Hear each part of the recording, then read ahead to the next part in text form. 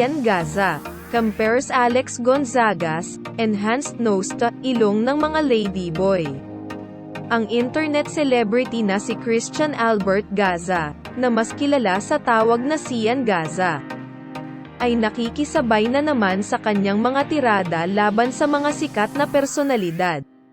This time, ang target niya ay ang TV host at isa sa pinaka-subscribe na YouTube vloggers ng Pilipinas na si Alex Gonzaga, na kamakailan ay sumailalim sa isang cosmetic procedure.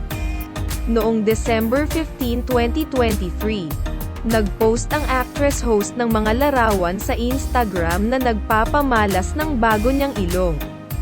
Sa totoong Alex fashion, isinulat niya, "Sabi ko gawin mo kung ano ang nagpapasaya sa iyo. After so many years of contemplating, last month, I finally decided to do it.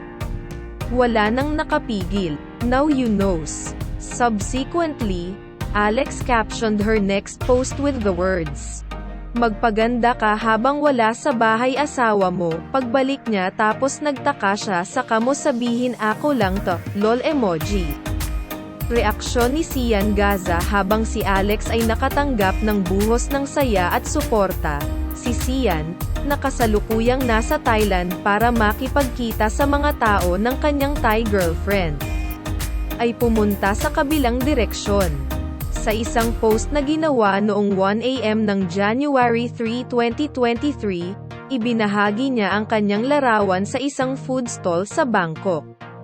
The caption accompanying it said, "Pag naglakad-lakad ka dito sa Thailand, mapapansin mo na pare-parehas yung ilong ng mga ladyboy."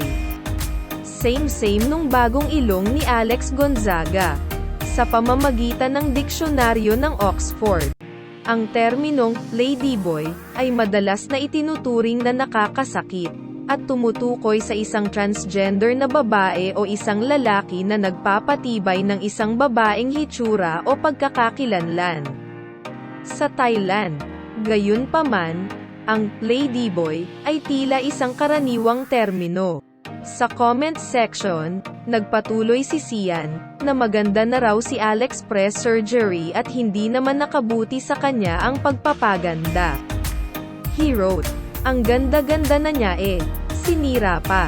Pinaghirapan ni Sian para sabihing walang mali sa aesthetic surgery, pero nataman pa rin.